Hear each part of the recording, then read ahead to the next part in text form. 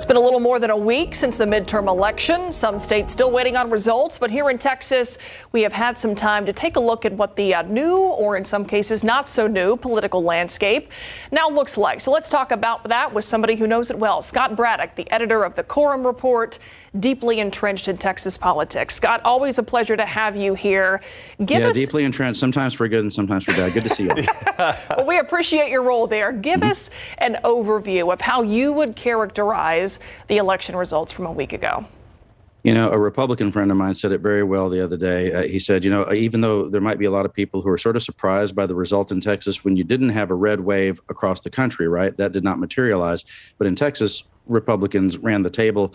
But it really is just a normal midterm election in Texas when there's a Democrat in the White House that you have Republicans winning statewide and winning legislative seats in a legislative majority, which is what we expected. It seems surprising to people because we're kind of getting back to normal. In 2016, we sort of left normal land when it comes to politics, and we haven't quite gotten back to it until just now. And interesting, all across the country, I've been wondering if this wasn't just President Biden's midterm, but also President Trump's midterm, because, of course, usually the former president sort of goes away, rides off into the sunset. But, of course, he just announced for president again last night. And I think that the fact that he has been so much a part of American life day to day meant that it evened the playing field for Republicans and Democrats, because it was kind of Trump and Biden's midterm for both of them.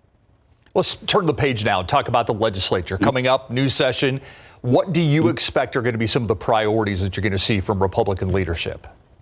This week started the pre-filing of legislation, so every one of the ideas that's been proposed is fantastic. Of course, I'm kidding. There are good ideas, bad ideas, silly ideas, some things that are just political theater, and you'll see a lot of that during the legislative session. It's what always happens. The Speaker and the Lieutenant Governor, who run the House and, of course, the Senate, they will set aside what they call the priority bill numbers. So in the House, there will be 20 priorities, it looks like, and in the Senate, there'll be 30 priorities. We don't know exactly what those are yet, but I can tell you what some of the chatter has been based on both, things I'm just hearing, also things that have been said on the campaign trail by Governor Abbott and some of our other statewide officials. One, and I've got the list for you here, property taxes. They will do something on that, and that's something that the governor has said will be a priority for what to do with the huge budget surplus that we expect to see in Austin. Could be as much as about $30 to $40 billion if you count what's in the state savings account, the rainy day fund. Also, immigration and border security, they will probably spend more on that because Republican primary voters think that the state is never spending enough on it. And one thing that I've heard that's interesting and maybe sort of out of left or really right field is district attorney reform, which the House and Senate may tackle. And that would have to do with creating recall elections for what Republicans call liberal district attorneys and judges. Let's talk about school finance. You've talked about, obviously, the connection between school funding and property taxes. We have heard well before this election from district leaders here about the imperfections in the way that schools are currently funded, even with that $30 to $40 billion excess at the state level. Do you think that changing the structure of public school financing could be a big hurdle in this next session? It's interesting. In 2019, I'm sure the two of you remember, and plenty of your viewers do as well, that the heavy lift at the Capitol that was done in that legislative session a few years ago was reform of the school finance system and reform of property taxes in this state so that they better work in concert with each other to try to contain people's property taxes. And remember, Republican leadership bragged about it nonstop, that they were going to offer property tax relief and fully fund Texas public schools.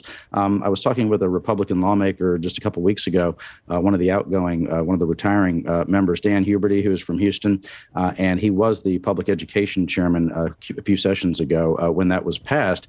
And he said, look, what was done in 19 sets the state up perfectly for what we're about to see, which is a huge budget surplus. And what lawmakers should do if they want to fund schools and contain property taxes for people, compress those property taxes, is put some of that huge surplus into the school funding formulas, paying for public education, is an obligation of the state. And you know, and your viewers know, that when you get that property tax bill, the biggest line item is your ISD, your school district. And so if the state picks up more of that cost, the local taxpayer doesn't have to pick up as much of it or isn't asked to pick up more of it. So that's the first thing they should do. But I would always expect that when it comes to property taxes, this is what we've seen time and again with the current leadership, is that there will be some sort of gimmick that will be floated. For example, in the last legislative session, Republican lawmakers considered sending everybody $500 checks as a rebate for their property taxes. But when they realized that that would be taxable income in and of itself, well, that idea went away. Talk about legalized gambling. We've seen other states do it. States right on our borders are doing full-out gambling in Oklahoma and Louisiana. Do you see Texas making a move anyway towards some type of gambling? Governor Abbott did open the door just a little bit to that during an interview right before the election. He said that for casino gaming, what he would like to see, and that would be full-on casino gambling in major metro areas, potentially in San Antonio, Houston, Dallas, Fort Worth as well. He would like to see something that would be, quote, professionally run. I think what he meant is, if people are familiar with the Las Vegas Strip, I think he means more like the Wynn and the Encore than Harrah's up the street. He wants to see something that, is a luxury resort kind of thing, and not just, casinos on every corner like they have in Oklahoma, where you can gamble right in a gas station. He doesn't want to see that. Something I have heard that might be a baby step toward that, and I think that you and your viewers would be interested in, is sports betting. I'm hearing a lot about it right now that makes me think that and you'll want to watch quorumreport.com for this. I think that there are some rumblings out there that make me think there will be a serious push on that like we haven't seen before, to try to get it such that you can gamble on your phone like you can in Louisiana or Nevada or someplace like that where it is legal. But as far as casinos, that's probably not going to happen. But I know there are a lot of sports bettors out there who would be really happy to see that legalized in Texas. You saw where Mattress Mac, the furniture salesman from Houston, cashed that giant check at Caesar's Palace the other day, whatever it was, $30 million.